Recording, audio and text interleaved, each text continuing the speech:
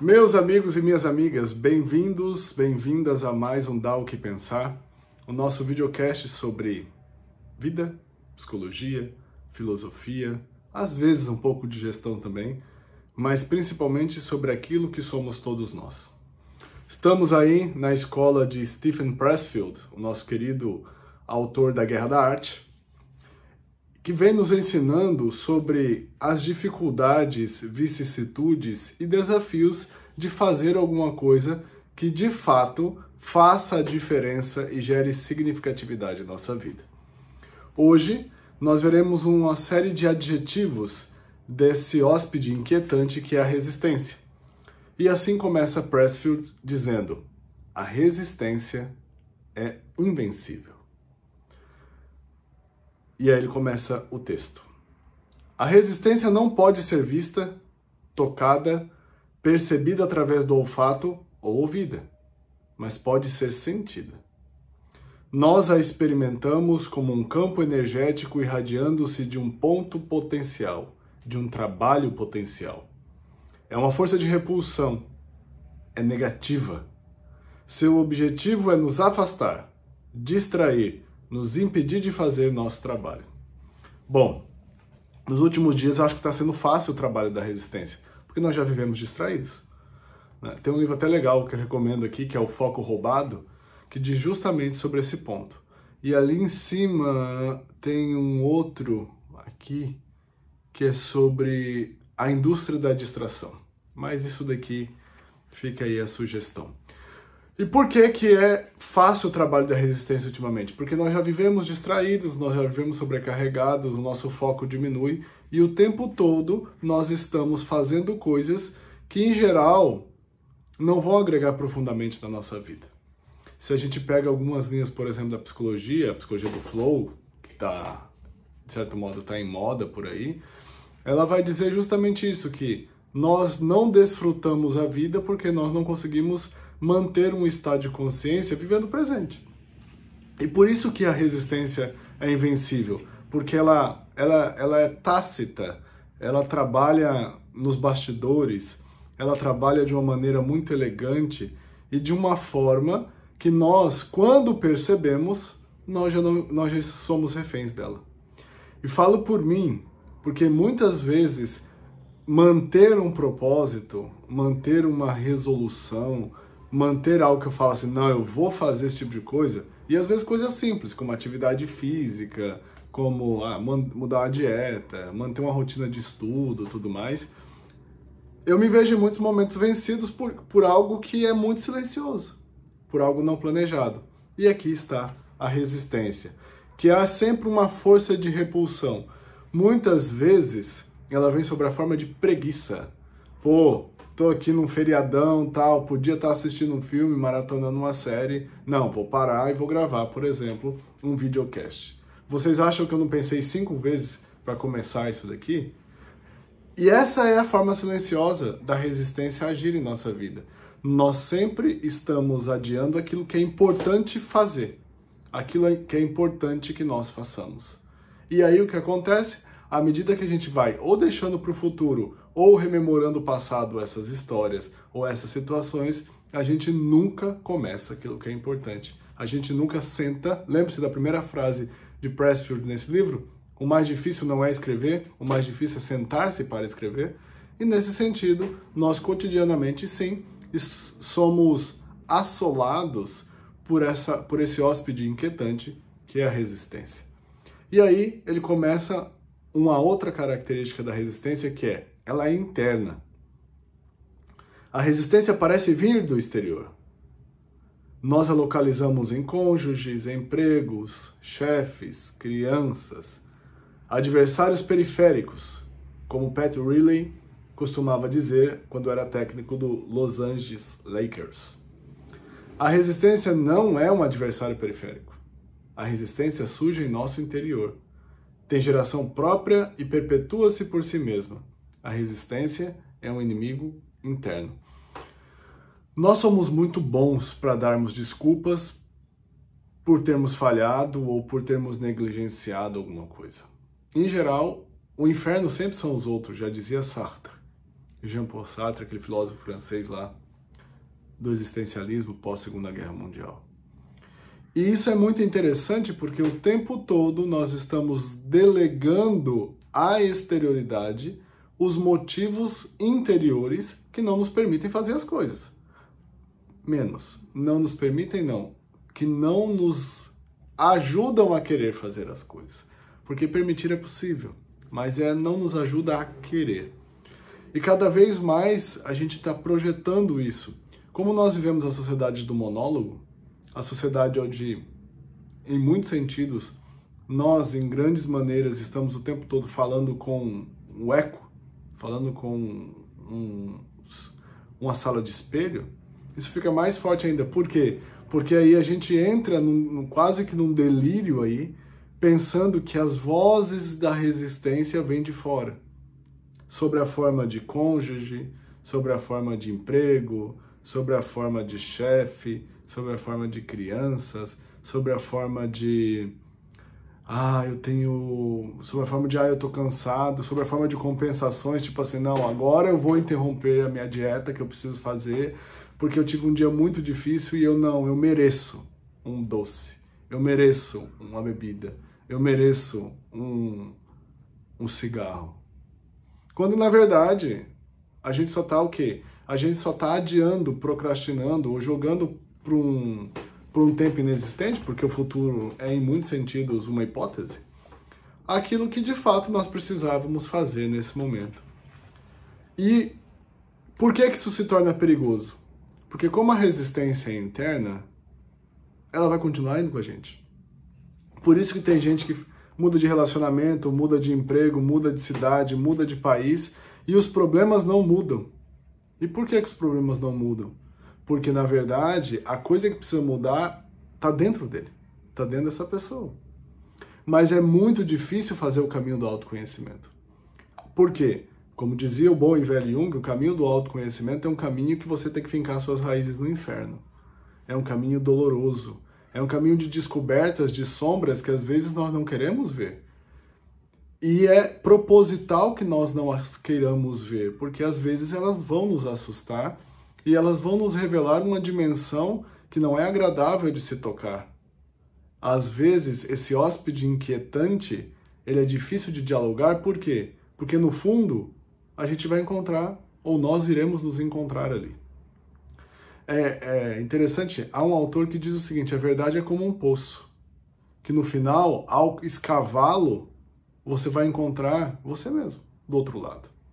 Então, em muitos sentidos, o processo de lidar com a resistência e lidar com as atratividades ou os jogos da resistência é um processo de nos defrontarmos com esse reflexo do fundo desse poço.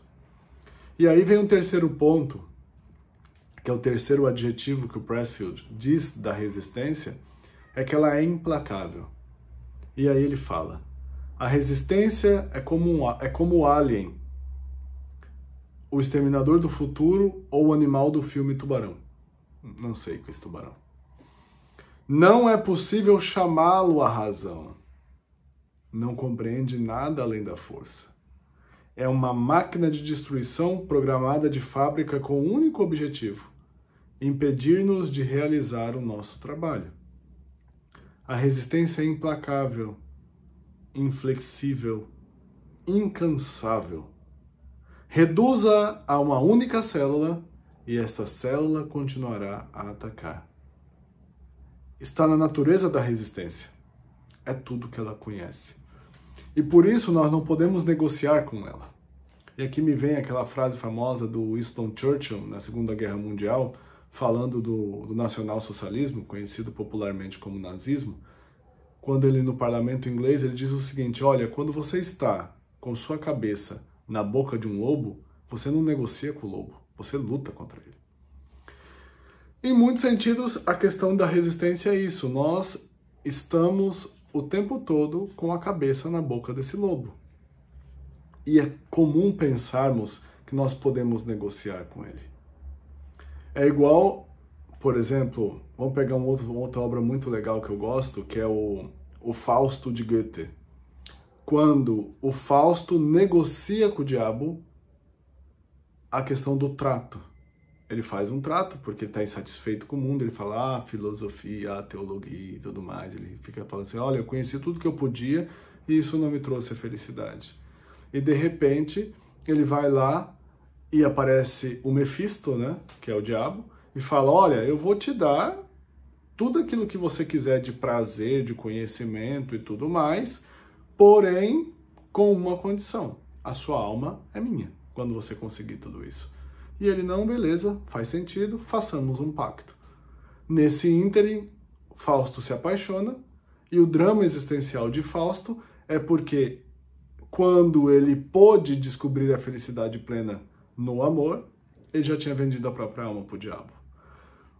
Em muitos sentidos, e aí a moral da história do Fausto, uma das linhas de reflexão sobre o tema do Fausto, ou sobre o drama fáustico, se a gente quiser usar essa expressão mais rebuscada, é que não se pode negociar com o pai das artimanhas. Se nós fôssemos da tradição escandinava, nós diríamos, não se pode negociar com Loki, o pai das mil faces ou o pai da artimanha. Por quê?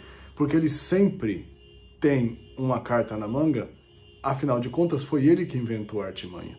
No caso da resistência é a mesma coisa. Não se pode negociar com a resistência, por quê? Porque ela vai te derrubar. E ela é implacável. Enquanto houver uma única célula, nos diz Pressfield, essa estará lutando. A resistência é impessoal. A resistência não está interessada em atacá-lo pessoalmente. Não sabe quem você é e não se importa. A resistência é uma força da natureza. Ela age objetivamente. No fundo aqui, acho que vocês estão ouvindo, era um alarme de carro, que agora parece que desligou. É uma resistência. Embora pareça mal intencionada, a resistência, na verdade, age como a indiferença da chuva e transita pelos céus de acordo com as mesmas leis das estrelas. Devemos nos lembrar disso quando argumentarmos nossas forças contra a resistência. Ela é impessoal. E aqui tem uma coisa interessante que o Pressfield está trazendo, que eu acho que vale para muitas outras dimensões da vida. Por ter essa impessoalidade, porque qual que é o problema da pessoalidade? É porque a gente pensa que é diferente, a gente pensa que é privilegiado, inclusive na dor. Tem muita gente que se coloca como vítima, como perseguido, como injustiçado, simplesmente porque deseja ser visto. Uma das posições de destaque não é apenas a do caçador, é também a da vítima. A vítima também é uma posição de destaque, porque significa que dentre todas as outras opções, eu fui escolhido. Eu fui escolhido para o martírio, eu fui escolhido para a vitimização, eu fui escolhido para a carnificina. E no caso aqui do Pressfield, o que ele está dizendo? Olha, não é pessoal. A resistência não age de maneira pessoal. Ela simplesmente cumpre aquilo que é da natureza dela enquanto propriedade do mundo existente. Então, você não é privilegiado porque você está sofrendo os efeitos dela, e você não é destacado porque você está sofrendo os efeitos dela. Você é mais um que está seguindo aí o fluxo natural e a ordem das coisas. E isso pode ser angustiante, pode ser libertador. E por que pode ser angustiante? Porque sim, nós temos uma autoestima aí que o tempo todo nós queremos ser pessoas especiais. Aliás, um dos motivos das redes sociais funcionarem é porque ela nos dá essa sensação de que sim, nós somos pessoas especiais. Alguém curte o que nós postamos, alguém comenta, alguém diz frases de efeito. Por quê? Porque se existe uma coisa no mundo digital que funciona, são as partículas de ênfase, sejam positivas, sejam negativas. E do ponto de vista da resistência, essa impessoalidade que ela possui in natura é muito libertador. Por quê? Porque no final das contas, a resistência está virando para nós e falando, olha, a modificação, a capacidade de transformação ou de sofrimento da sua vida, em muitos sentidos, é problema só nosso. E não há como dividir. Esse é o primado quase que absoluto e terrificador da imanência. A imanência é sempre imanência minha. E ela não se descola. Ela não se desgruda. E por mais que eu a tente eliminar, ao fazê-lo, eu acabo me eliminando.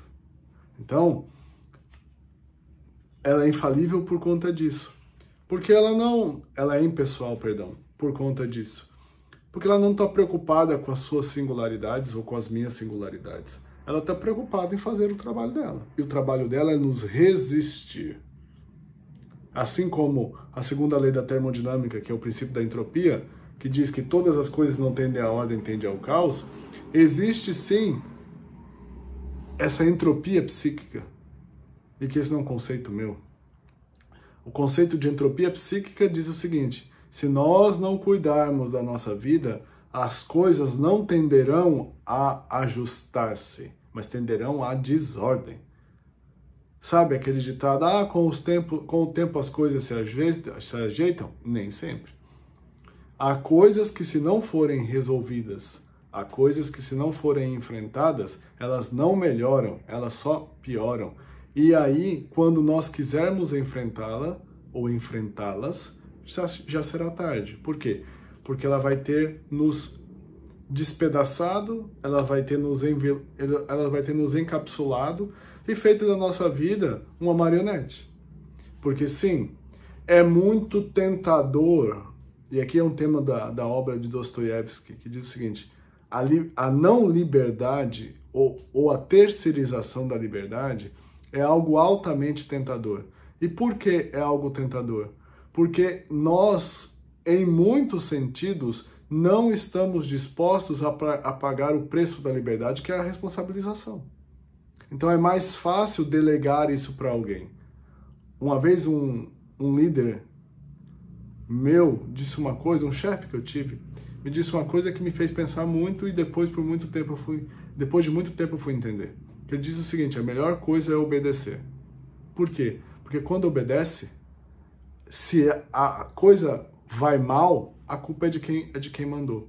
E esse foi um princípio que foi usado, por exemplo, já citei aqui, pelos nazistas, no julgamento no Tribunal de Nuremberg. Quando aqueles que arquitetaram o Holocausto foram questionados sobre os crimes contra a humanidade, qual foi o argumento que eles utilizaram? Nós estávamos apenas cumprindo ordens. Então, essa terceirização da liberdade, terceirização da vontade, é altamente reconfortante. E por isso, um alerta que eu faço, e aqui vem toda a carga filosófica que me ensinou algumas coisas, é muito tentador. Só que o preço que você paga por isso é muito alto. Toda ditadura nasce falando de liberdade. E ela nasce com o princípio da infantilização do ser humano. Então, porque grande parte da humanidade... O discurso é sempre esse. Deleguem para mim a sua liberdade, porque vocês não têm condições de administrá-la. Eu carregarei esse peso, esse fardo por vocês. Quando vocês escutarem esse discurso, vocês estão caindo numa armadilha. E nessa armadilha, muitas vezes, nós caímos de boa vontade. E o que é cair de boa vontade? A gente não só assina o contrato, a gente se oferece para. Mais um ponto sobre a resistência. A resistência é infalível. Como uma agulha magnetizada flutuando em uma superfície de óleo, a resistência sempre apontará para o norte. O norte significando aquela vocação ou ação que ela quer nos impedir de realizar. Podemos usar esse fator como uma bússola. Podemos navegar usando a resistência, deixando que ela nos guie para aquela vocação ou ação que devemos seguir antes de qualquer outra. Princípio básico. Quanto mais importante uma vocação ou ação for para a evolução da nossa alma, mais resistência sentiremos em persegui-la. E aqui, talvez, nós possamos ver um ponto que eu acho que é super interessante, que é se nós estivermos lidando com alguma coisa e aquilo estiver produzindo em nós uma resistência, uma fadiga, um contraponto muito grande de que nos faz esforçarmos-nos para crescer, significa que a gente está no caminho certo. Porque, como dizia um cara chamado Edmund Husserl, que é o fundador do pensamento fenomenológico ocidental, ele diz o seguinte: a realidade resiste, ela nos impõe. Então, para ir para baixo e para ir para o lado, não há muita resistência. Agora, para ir para cima, e quando eu falo para ir para cima é para evoluir no sentido de avançar, de melhorar, porque você pode evoluir também para o mal, mas no sentido de avançar e de melhorar, sempre você vai encontrar resistência. E quanto mais você estiver avançando, mais ardilosa e mais sutil essa resistência elaborará estratagemas para lhe impedir de crescer. Então, ela sempre vai apontar para esse norte, como nos diz Pressfield. E ao descobrir isso, veja que esse norte pode ser um indicativo positivo para você ir se guiando. Se as coisas estiverem muito fáceis, significa que você está andando de lado. Um outro ponto, a resistência é universal. Estaremos enganados se pensarmos que somos os únicos a lutar contra a resistência. Tudo que tem corpo sofre resistência. Lembra lá, quando o Pressfield nos diz que ela é impessoal? Aqui também é um efeito rebote, ou um subproduto, que ela é universal por quê? Porque ela é um princípio da natureza. Ela está aí, indiferente se você é mais bonito, mais feio, mais saudável, mais doente, mais rico ou mais pobre. Ela está agindo. A resistência nunca dorme, nos diz Pressfield. Henry Fonda continuava a vomitar antes de cada apresentação no palco, mesmo quando já tinha 75 anos. Em outras palavras, o medo não nos abandona. O guerreiro e o artista vivem pelo mesmo código de necessidade, que dita que a batalha tem que ser travada a cada novo dia. A batalha tem que ser travada a cada novo dia. E isso é um ponto muito importante. Porque não é porque você já fez isso há 10, 15, 20 anos que você sabe. Aliás, quando nós entramos no automático, isso na gestão é claro. Quando nós começamos a falar, eu sei o que eu estou fazendo, aí você começou a cair. Quando você para de escutar, quando você para de sondar o terreno, quando você para de fazer uma leitura acurada da realidade, quando você se torna ingenuamente vulnerável, porque vulnerável todos nós somos, mas quando você se coloca numa posição ingenuamente vulnerável, aí você começou a cair. E esse é um ponto muito importante. Por quê? Continuando aqui a leitura de Pressfield, a resistência nunca dorme. Aqui. E ela joga para ganhar. Então, o objetivo da resistência não é ferir ou aleijar. Sua atenção é matar. Seu alvo é o epicentro do nosso ser. Nosso gênio criativo, nossa alma, o dom único e inestimável com que fomos trazidos ao mundo para dar e que ninguém mais possui. A resistência joga para valer. Ao combatê-la, travamos uma guerra com a morte. Por quê? A resistência, ela trabalha para que nós sejamos pessoas pasteurizadas, pessoas insossas, pessoas que não têm sabor de nada. O vulgo picolé de chuchu. Que é, chuchu por um lado é muito versátil, porque você pode fazer muitas coisas com chuchu. Você pode fazer cereja falsa, você pode fazer picolé, você pode engrossar molho. Então, desse ponto, ele é muito versátil. E por que é possível fazer tudo isso com o chuchu? Porque ele não tem personalidade própria. E em muitos sentidos, a resistência e a contemporaneidade, por conta das vidas aceleradas, que não dão tempo de nós fazermos algo de fato decente na nossa vida, nós estamos cada vez mais sendo bons e descartáveis picolés de chuchu, que as pessoas vão nos provar, não vão sentir gosto de nada, vão nos descartar e no final o que nos restará é a angústia de nunca ter sido. E aqui vem uma coisa muito importante desse videocast de hoje, que é, se nós de fato queremos ou quisermos, vamos colocar um condicional aqui, se nós de fato quisermos fazer alguma coisa que preste da nossa vida, e não estou falando de coisas grandes, coisas espetaculares, coisas excepcionais, estou falando de coisas que de fato signifiquem na nossa vida, nós precisamos, como primeiro passo, sair da inércia da pasteurização que nós estamos vivendo.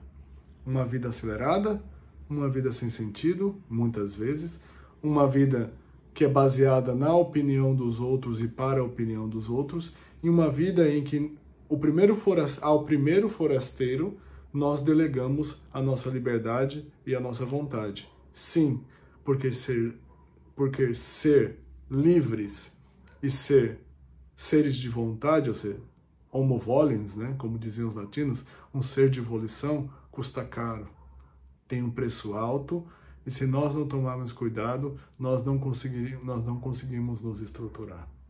Dessa forma, o processo da resistência é um processo de a cada dia começar um novo desafio. A vida é de fato um palco no qual todo dia nós estamos estreando, sem ensaio. E não queiramos ser, como nos bem relembra Shakespeare, no Macbeth, que diz o seguinte, olha, cuidado, porque a vida de fato é um sopro. E não vamos querer subir nesse palco como um louco que não sabe o que vai fazer, mas sim como alguém que de fato construiu a própria vida, como alguém que de fato busca cotidianamente lutar contra a resistência, ainda sabendo que em muitos motivos e em muitos contextos nós vamos perder. Aliás, se nós não tomarmos cuidado, a vida é um jogo de soma zero.